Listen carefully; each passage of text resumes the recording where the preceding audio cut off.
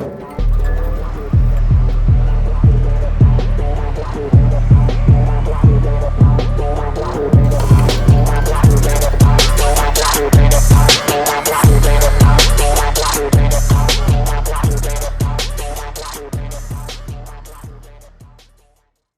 guys, Darren McGarvey here. Welcome to Darren McGarvey's Common People. If you've been following my work over the last while, you'll know that I'm smack bang in the middle of the Trauma Industrial Complex campaign, which is a multimedia campaign which seeks to examine some of the concepts that have prevailed in recent years around trauma and lived experience, but try to examine them in a more critical way, and in the hopes of maybe saying something new at the end of it. So this next part of the series will be publishing all of the audio from the interviews that took place at the Edinburgh Fringe this year, 8 events in total. And so this very first episode features Suzanne Zeedyk, who is a leading light in the ACEs movement. She is a psychologist with a lot of specialist knowledge on attachment, and her project Connected Baby really emphasises the importance of child rearing and how that sets us up in life to be either loving, compassionate, or kind of fearful and sceptical. And I can see how a lot of the research that she's done really maps onto my own experience. And our other guest is James Docherty, a dear friend of mine. He has worked previously with the Violence Reduction Unit, and he now works with Community Justice Scotland. He is a very passionate campaigner about trauma-informed approaches, particularly in the criminal justice system, but he speaks in a very matter-of-fact, ball-on-deck way that I think makes a discussion that's normally kind of happening behind a locked gate of professional expertise that much more accessible to the sort of people who might benefit from this new lexicon that we all have access to describe our thoughts and our feelings. We cover a range of topics over the course of the discussion, so I won't give it away too much, but I had a lot of fun despite the kind of potentially grim nature of the subject matter, and I look forward to hearing what you guys think in the comments. Thank you for supporting the podcast, thank you for supporting my work, thank you to Paul at the Green Room, and thank you to Trend Differently for all the support with the marketing. Take it easy guys, peace. I'm assuming many of you will be familiar with different aspects of my work, whether it's books, broadcasting, music, public speaking, campaigning, or whatever. Now, I have many strings in my bow professionally, which we don't have the time to go into in any great depth, but I'm also primarily known in a way that not many public figures in Scotland are, and that is through what is called my lived experience. So when people see me on the street and they say, Darren McGarvey, they're not just seeing somebody that they've seen on the telly. They already know things about me. They know stuff about my life, my background, that I'm an addict in recovery, that I grew up in poverty, that I grew up in an alcoholic home. Because these are things that I unwittingly revealed at an earlier point in my life before I had any concept that this many people would ever want to listen to anything that I had to say. Now, the interesting thing that happened for me was in 2018 when I did my inaugural Fringe show, where it all went really well because I was in all the papers, because I had won the Orwell Prize. I was held up as this lived experience success story. Somebody who had overcome difficulties to make a success of their life. But behind the scenes, it wasn't really like that. Behind the scenes, I was heading for a relapse back into addiction. I was heading for rehab. I was heading for a self-imposed financial apocalypse. All the while sitting in my living room, ego tripping full of codeine, watching myself on telly like that. The boy done good. But because we live in a kind of affirm-only culture, where people who announce their trauma are designated special status, and one of the status that we enjoy is that people would feel very uncomfortable to challenge certain aspects of our behaviour, They would feel very uncomfortable to call us out, particularly if they're allies. Enemies, they love doing that shit, right? But who gives a fuck what they think? And so really with Trauma Industrial Complex, which hopefully will culminate in a book, is my attempt to try, in collaboration with many of the guests on the podcast and at the Fringe, is to try and find something new to say, to try and find the nuances and the ascent of trauma discourse, to try and circle back round and re-examine some of the assumptions, some of the key concepts. Because I believe that in order for us to get the benefits, culturally, socially, of the fact that trauma has become a colloquial term, for us to get the benefits of the rise of lived experience people who create visibility for struggles, for people whose voices will never be heard. In order to get the benefits of all of that, we need to be really robust in how we talk about it, how we safeguard people who put themselves forward to discuss their lives, and to be always remembering that while in our discourse, many of the concepts we use, trauma, lived experience, etc., all seem like settled matters, there are parallel discourses going on everywhere where many of these terms are contested, and we need to make sure that we're ready to meet that challenge. Does that sound like something as exciting as going to see Jimmy Carr?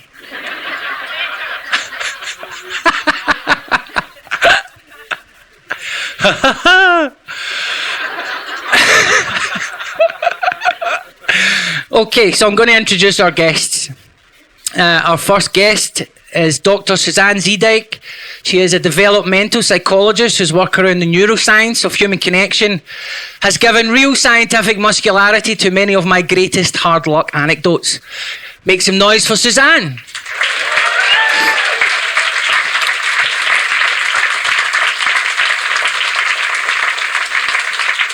Welcome.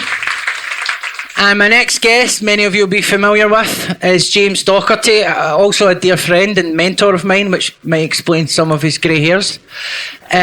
Walked away from a career in boxing to begin a career in violence reduction. James has spent much of his professional life mentoring people with convictions, seeking to recreate their lives. And like Suzanne, he is a strong advocate for change in how we address the cost of untreated trauma. Make some noise for James Docherty.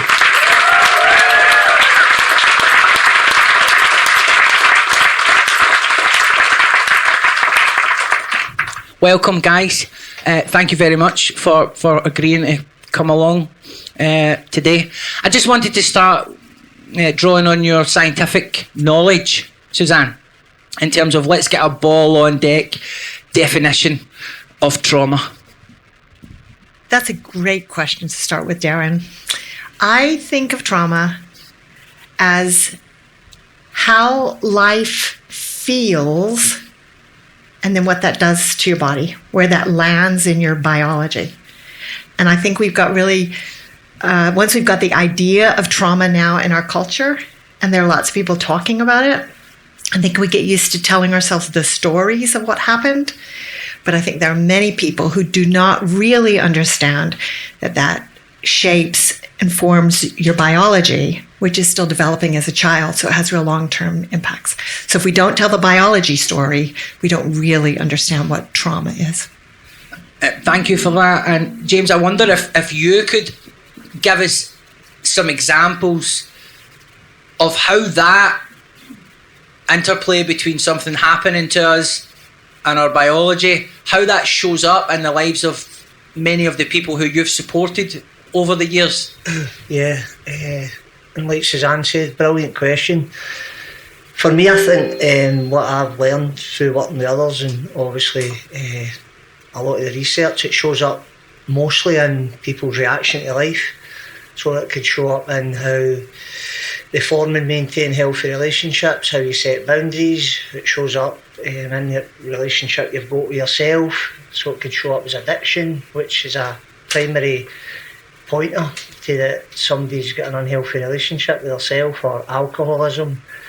And for me, also the research is clearing down on who shows up in the justice system. It's been a big it's been a big challenge of mine throughout my working life to try to get people to see that you're trying to punish traumatised people into a better way of being in the world. And it's the same with addiction as well. You try to punish somebody who's already living a punishing enough experience, and you're wondering why they can't arouse themselves with a lethargy and assert their power of will, and recognising that trauma will show up as disconnecting you away from that part of you that believes that there's life past using drugs or life past cycling in the justice system. We have each in our own way been kind of walking along this road for a large part of our lives, relatively speaking. And in the beginning, it would have been difficult to get the average punter to even understand some of the basic concepts around trauma. I mean, I grew up in a community where people wouldn't be caught dead announcing the stuff bad that's happened to them, and where most of the people I meet in the front line, they don't even know they have trauma. I'm obviously assuming they do based on my understanding, as you've both outlined. But really, in the last 5 years, I would say, there has been an explosion, an eruption, and some other term to describe what I'm trying to describe that's not quite coming to mind. An ejaculation of trauma discourse. Sorry, just need a wee laugh there for the validation, you know.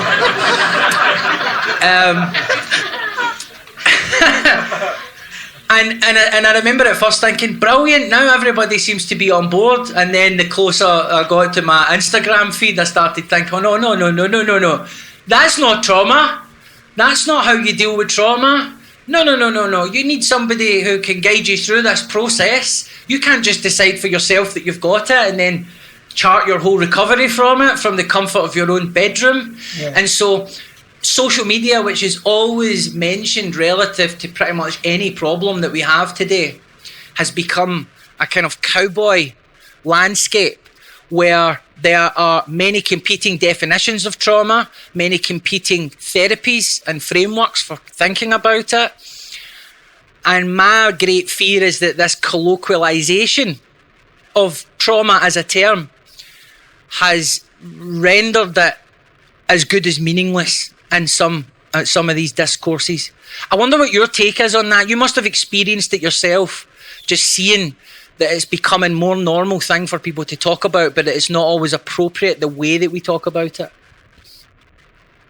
Actually, I'm going to offer an alternative view. I'm delighted. I am delighted that we're having any conversation about this. There are gaps in it. There are places that it's wrong. There are places we could worry about it. But I'd rather be talking about it and debating it and arguing it than having it not noticed at all. Because our children, we could prevent this if we know what to look for. Our children are suffering. And normality often blocks us from seeing the pain that children carry. And so every time there's a big explosion of arguments, and maybe we can come back to that, I actually take comfort from that because I'd rather be arguing about it than not noticing it at all. And so I'm grateful with this explosion of interest as we try to find our way through how do we talk about this and how do we define it. Ever the optimist. Ever the optimist. Is my mic still working? Is it okay? Okay, cool. Now, you will have even noticed that trauma has become a term that might even be used among some of the marginalised groups that you work with. They're developing this as part of a lexicon, and I can imagine that has tremendous benefits, particularly among groups where just using unusual words in the first place is something that you kind of veer away from because it's you're worried about people thinking you're weird or getting attacked. But I've heard a lot of young guys that have been through the system and turning up in mutual aid groups and whatnot, talking about trauma, using that terminology, flashbacks, triggers, things like that. Yeah. And so I guess there are some tangible benefits as well of this kind of eruption of discourse. Absolutely, and I think that's why. So when the ACEs movement landed, they were using the ACEs framework to look at some painful experiences that people might have experienced in their life. And the reason I ran with the framework is because allows people to speak safely about what might have happened. And however limited the ACE's framework is, it's still a useful framework, because every single ACE on the original framework is detrimental to the parent-child relationship, and that shows up in your worldview and how you engage with the community, etc. But it allowed me to speak safely about the pain in my own life, for example, where I could say things like, I've had a number of them. A number of adverse childhood experiences. Without giving people the detail, because not everybody has won the honour of hearing the intimate details in my life experience, for example. And I think that gives people permission, because even the experience that you're describing, it becomes cathartic for people when they realise, oh, my reaction to life is based on this. Oh, I was self-medicating the pain in my life because all drugs are painkillers. So I'm only a useless junkie. I'm only somebody that should be discarded or just thrown away. I'm actually worth something. And that my journey into trying to cope with the pain in my life has got me at this place in my life. And it allows people to hang their jacket on it. But it also has unintended consequences, because then everybody, like you've seen it on social media, the amount of junior therapists that are out there. Like, we've got the solution to this and that, and then with a financial lever on it. And do you want to buy this cup? It pains me because a proper diagnosis is a liberation, but if you don't get a proper diagnosis, it can be a limitation, because you'll start applying the wrong tools and practices that could help you move past it. And that's why I'm a big fan of therapy and getting the right diagnosis, because then you can aim yourself into the right treatment for it. And that's part of the systemic problem that we have right now, with all of the pressures that are on people and the developed world, and developed economies. We're at a kind of transitional point. We don't know really how to move forward. Our leaders are too frightened to make big decisions. And there is stress reverberating at every level of the system. Professionals are demoralised in every sector.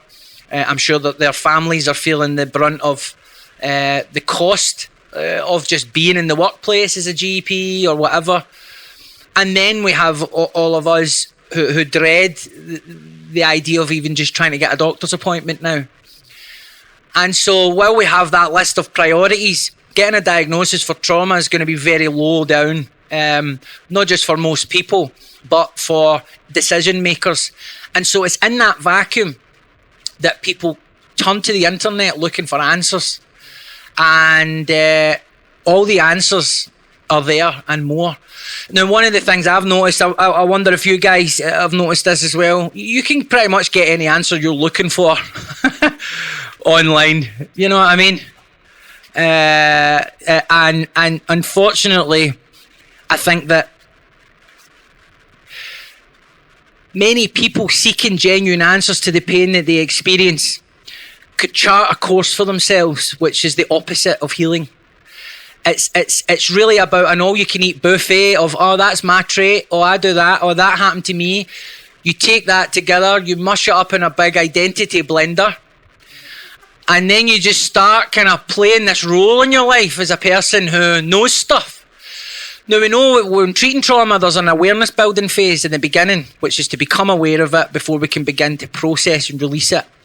It's my belief that many people engaged in a discussion around trauma and their own trauma are trapped in the awareness building phase, because that's what online research really is. You're just going around that hamster wheel of awareness building and you're not moving in any direction. What are some of the risks to people who may be vulnerable, who may cross some kind of clinical threshold for trauma or PTSD, but who are setting off to try and treat that themselves without guidance or community support? You know, Darren, I often say that if this was easy to solve on your own, people would have solved it. They'd have come to a solution. And of course, they do reach solutions. Drugs are a great solution. Alcohol is a great solution. Workaholism is a great solution. So you reach solutions to the pain, but that doesn't mean that you reach a solution for healing. And for lots of people, maybe solving the pain is enough. So one risk is that you end up settling for less than would be possible, and you don't even know that you settled. And I suppose if we come back to the idea that you'd have solved it on your own, our psyches are amazing. They protect us from pain. So if you really want to dive in, your psyche's going to have a fight with you to say, no, don't go there. It's too painful. I put that away out of your conscious awareness so that you don't have to go back there and I can protect you from it. But until you can go there, you can't resolve it. And so we need help so that other people can help contain the reaction of our bodies, if you want to put it that way. While your body fights you, you need people who can help contain the fear and the overwhelm and can hold that and walk with you on the journey to see the scary thing that got put into a cave in your mind. And then you have freedom on the other side. And we cheat people of freedom from what were the realities of their childhood, what their childhood felt like. And therefore you become imprisoned in your infancy. People don't have to live that way. But we need to understand the process, and we need to think about how you help people get out of that. That was a brilliant way of putting that there. Thank you. And complicating matters further is the presence of addiction, which is often a person's best solution to the physical, mental, emotional manifestations of trauma a lot of the time. I have direct experience of this. And one of the things that I understand about the mental side of addiction is it also has little stories it likes to tell. And it has a counter psyche to the one that wants to protect you, where you can confuse which of your psyches is actually in charge.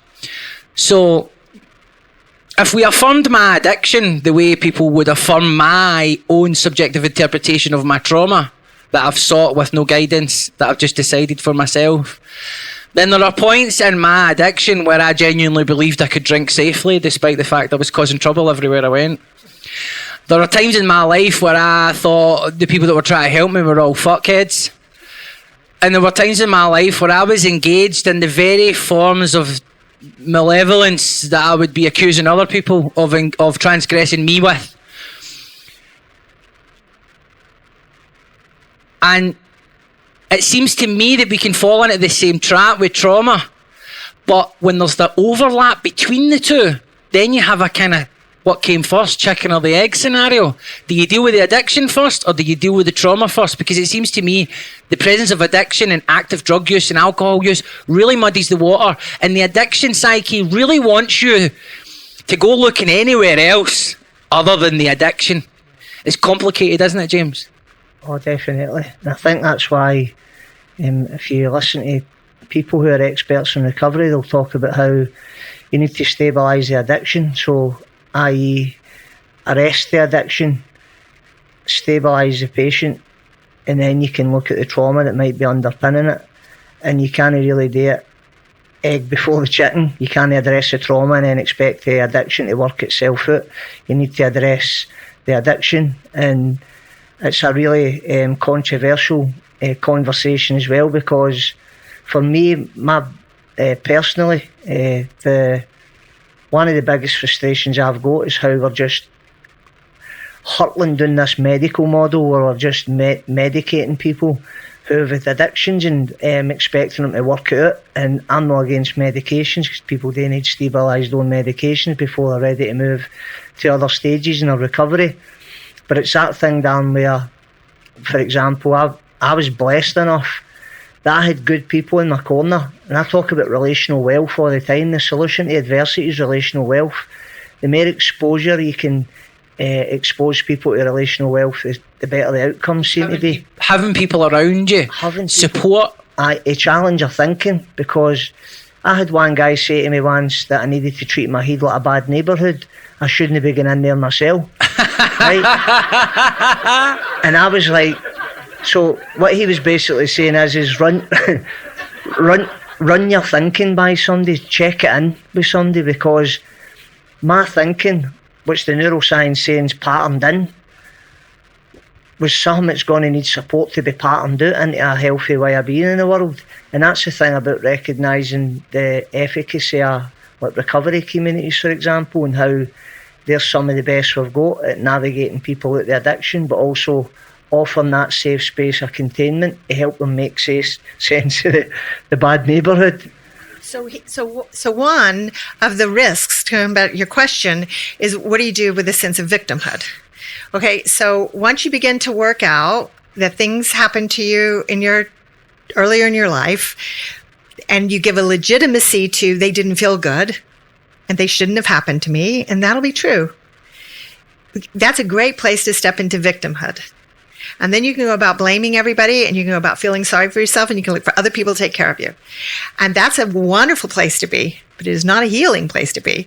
So if what you have to do is give up the sense of victimhood in order to understand what actually happened to you and what you can do to help your biology. If you want to stay stuck in victimhood, you kind of so you have to give up the victimhood. Tons of people don't want to give up the victimhood. Understanding that feels good, but that it is not a solution is a really important part of this. And you then have to apply that to a societal level. So we've talked a lot here about individuals, but these same insights apply to what does our society do and how do we address the things that are unhealthy societally that we just think are normal because we are having impacts on our children that we don't have to have if we got brave enough to see that normal is often damaging. When you were talking there about, recovery communities and just that concept of mutual aid, we're not just getting together and hanging out to have small talk. You're there, you've got a mission. The mission is to look after each other, and that sometimes means when the rapport is right, that you have difficult conversations, and there's a frankness there, which is actually what love is. How love is, that's behaviour. That's the behaviour of love. That's lived experience in action. But lived experience as it's understood now is the spectacle of one person standing at a podium describing their life in a kind of 3-act structure so that everyone in the audience can feel like they're learning something, can feel like they now understand an entire demographic of people through this avatar. And that one person's particular insight might be a key to unlocking some great, complicated, wicked problem in society. Now, all of these assumptions aren't necessarily always wrong, but that's what people think lived experience is now. An individual's subjective interpretation of their own circumstances and what it means. And that is a story which is a bit different from what you'll tell your therapist when you're going on a healing journey. I want to talk a wee bit about the role of personal narratives, because I know there is narrative therapy is one of the many therapies that are available for people who are trying to recover from trauma. But as someone who has had redrafted the story at different points in my life, I can tell you that the story sometimes is as much about serving your own needs as it is about serving the needs of others. And that there are times where I look back at old drafts of the story in national newspapers and think, why did I say that? Why did I tell people that? Why did I think that? Of course, this needs to be treated with a certain level of sensitivity. But trauma is not the story of what happened to you. Trauma is what happened to the nervous system. And often the story is the mind's attempt to regain control over what happened, a sense of autonomy over what happened. But the story also involves taking massive leaps of faith often, attributing culpability, intent, making massive assumptions about how it might have worked out different had circumstances been different, things that we can never truly know. And sometimes the things that we attribute to the external factors, in my experience, cause us more pain. I began to heal when I began to understand that my mother was seriously ill from alcoholism, and that if she could have done better, she probably would have done better. But for many years, as I descended into my own alcoholism, I needed that grist in the mill of my hard luck story to justify why I was behaving in ways that horrified me.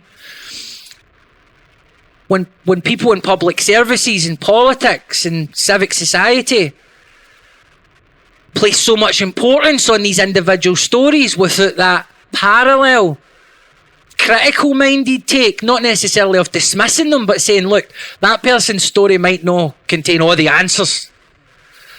Is that person well enough to get up and tell their story? Does that person know that when money's made available to explore another area of interest that we're dropping them, like a sack of spuds, and that due to their attachment style, they might find that very fucking wounding,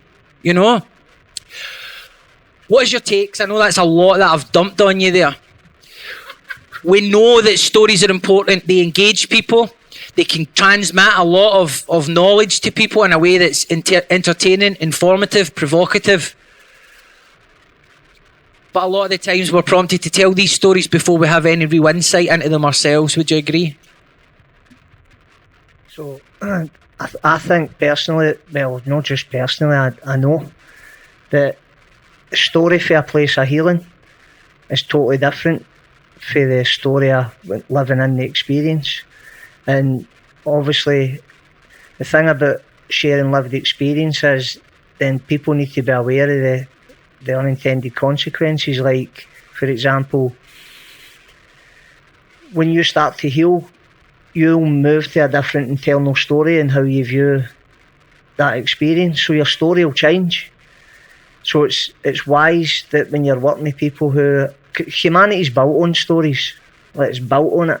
And it's all right for people to share their experience, but they need to know what they're getting themselves into. So, for example, if somebody's sharing their experience and like you, it's going in a paper or it's going on social media, have you got the autonomy and the power to be able to go back and say to them, take that down now, because I'm now a father and I don't want my Wayne seeing that, and I'm at a different stage in my life where I'm at a different stage of healing where that served its purpose for the time that I done it in, but it no longer serves a purpose for where I'm at in my life. So, two things that trauma survivors lose, Darren, is their autonomy and their self-efficacy when they're being traumatised, because stuff's happening to them rather than with them. So if you're working with trauma survivors, you need to give them their self-efficacy and autonomy back. So that means that you can go pull an article or pull something offline that you don't want on there anymore, but also letting them know at the age and stage of the healing journey, part of their journey that their story might change. Plus, if we'd to wait until we're fixed, we're all fucked, aren't we? Exactly.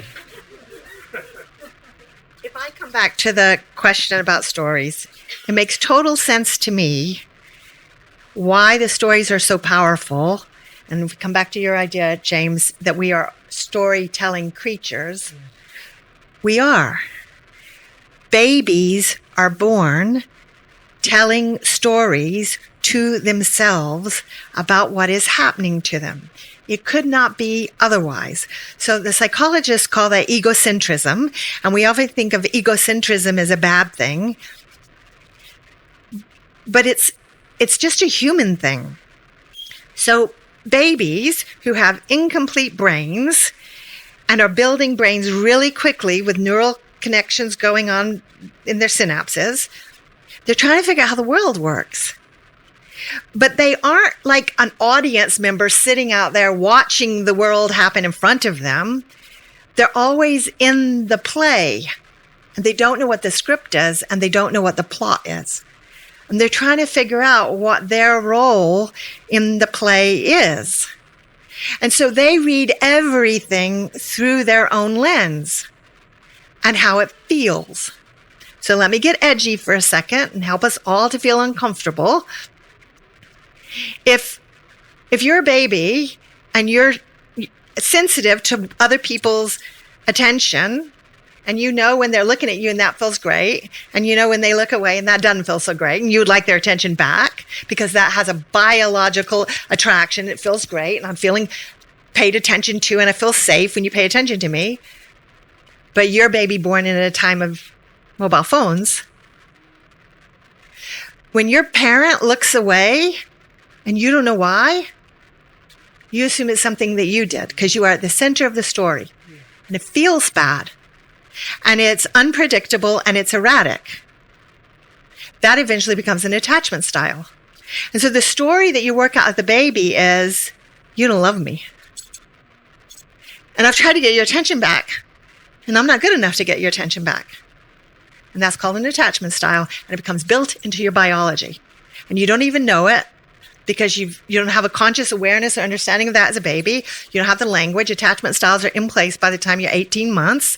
So every single person in this room has an attachment style, a story about what relationships are like that got built into your biology before you had any awareness that that was happening. And your parents will have helped to build that into you without their knowing it. So parents don't get out their mobile phone and think, let me figure out how to fuck up my kid. And until 20 years ago, there were no mobile phones to help fuck up kids. So this is where it's uncomfortable. Every one of you who's had a child in the last 20 years is a shit parent.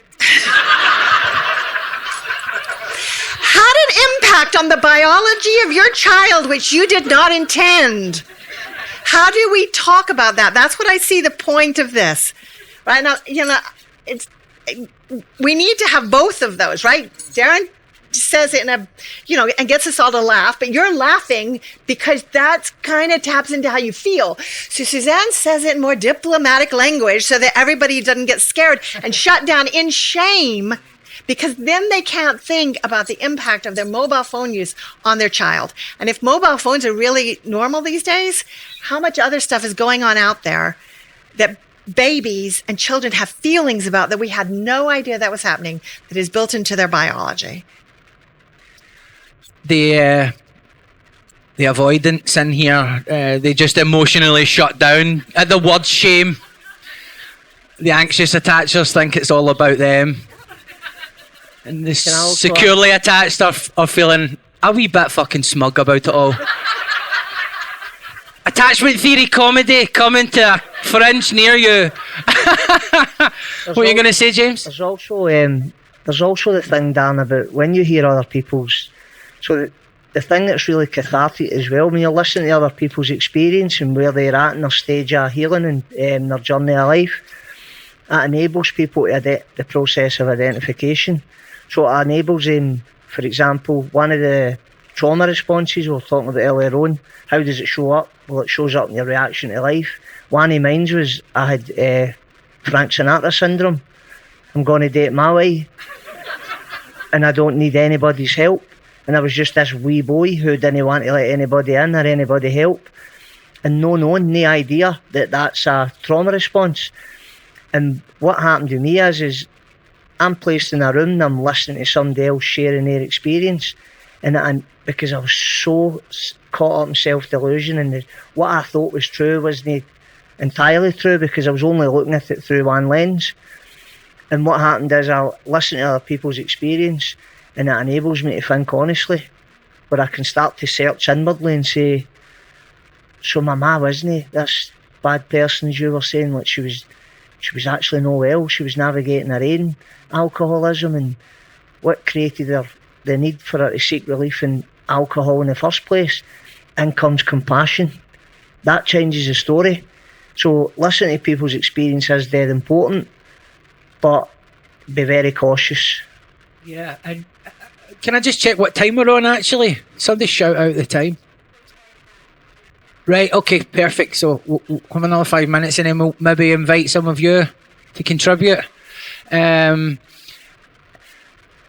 role of the story we've established is innate to our development. It's innate to how we communicate and how we make meaning of our reality, culture, history. But in this particular trauma discourse, and a term I'm trying to coin with the book, catharsis culture, where the catharsis comes merely in transmitting the story. You don't get the deeper catharsis of exploring the story by sharing it at an appropriate level. It's the public transmission of the story. And the catharsis is fleeting. But you get it in the validation that you receive from people who say, that's my story, or you've done really well overcoming that story. So there's this confusion about what the role of sharing is. For me, it seems that, first of all, before you decide to tell your story publicly in whatever form, whether it's even just a Facebook post or whatever, there are some things that we need to understand. First, once we tell it, it's not our story anymore. Two, how do people around us feel about it being disclosed? Is their recollection of the story the same? Because if they challenge our recollection and we're not healed, that's triggering our trauma straight away. That's us being invalidated. That's us not being seen. That's the parent looking away. And when you feel there's eyes on you, whether it's a bunch of people on Facebook or whether it's being on national television, you feel very, very vulnerable. What I started to understand that my healing was happening when I was sharing the truth, but in a safe space, an enclosed environment. And I was sharing not just for the catharsis of hearing myself tell the story, but I was opening myself up to other people gently saying, okay, I see that you feel like that. Validate the feelings, always important. But then, have you thought about this? Have you thought about that? Would you extend the same compassion to this person that you've extended to yourself who suffered from the same addiction? And so on and so forth. And I think that's what's getting lost. And you can see it in social media when people announce their trauma, and I'm not casting aspersions on why they do that or the validity of it. I believe most people who believe they have trauma probably have, not least just because of the power of belief. But I also think some people seem so injured when any aspect of their analysis is challenged, when any aspect of their prescribed solution is challenged. And that to me doesn't seem like someone who's secure and healed. That seems like someone who's clinging to an identity which is prolonging the pain. What's your thoughts on this? I actually want to add something to all the brilliant things you just said. That if we're telling the story to an audience, and of course, whether that's a school or it's an audience like this, or it's the national television, the audience wants a happy story. They want a story with a happy ending. They want the story that goes like this. Things were bad. Then I learned. Then I put things in place. Things got better. And now I'm all healed. So the audience wants a happy story. They don't really want a story that says, and I'm still in the middle of it, and I'm still doing drugs every day, and the audience doesn't want that because it doesn't serve their need to feel, to be able to clap. And so one of the risks of that is it forces your story into a particular form that is not true, and gives you all the letdown later. And so those of us who organize events and want to put lived experience people on, we need to be aware of the demands of the audience to tell a happy story. How do you make space to tell a story that's still in the middle of it? Yeah, so true, so true. And it's a subconscious thing because of the way we construct stories, that they always come out, they land at the right moment. But that's a reason to be suspicious when they conform to that 3-act structure, isn't it? And I don't mean suspicious of the story or the veracity of the story or the intent behind it, but be suspicious of the fact that it's anything other than one person's interpretation of their own experience. It's not the whole story. Yeah. So if you go back to the baby story and the mobile phones, here's the thing. It's perfectly understandable that the baby works out a story that says, you don't love me, Daddy, because you keep looking away. The baby has made a mistake, but the baby has no capacity to understand that they made a mistake. So that's when you revise your story and go, my mother was seriously mental ill herself. But that means you have to give up the sense of victimhood, and you have to give up some of the anger that's protecting you. So we're all carrying those stories inside us since babyhood. How do you start to work out the idea that maybe you made a mistake because you only saw it through a particular lens? That's a sign of healing. Yeah. And that's what is useful to start to look for in the stories that other people are offering all of us to help us to navigate this path. I can see that being a big quote in my book. Because in the book I've already wrote something like that, but I can use you as a human shield, which is partly why I've invited so many people along. See the thing I'm thinking, I'll attribute it to you. Listen, guys, thank you so much. Thanks to all the staff here at the stand for taking care of us, for welcoming you warmly. Thank you for joining us today, for supporting this campaign. I hope that you will check out my podcast, Darren McGarvey's Common People, where there's already some content up there that relates to this campaign. Interview with my old child psychologist, Marilyn O'Connor, for example, which some of you might find enlightening. And generally, as a march towards getting a book finished at some point over the next 1 to 2 years, I hope that you come with me on that journey. Because as I'm on the lower slopes of it right now, it certainly feels less of a daunting task when I know that there's a lot of people who might not agree with everything that I say or the conclusions that I draw, but who generally are pulling in the same direction. So thank you very much, guys. I hope you enjoy the rest of your day. Take care.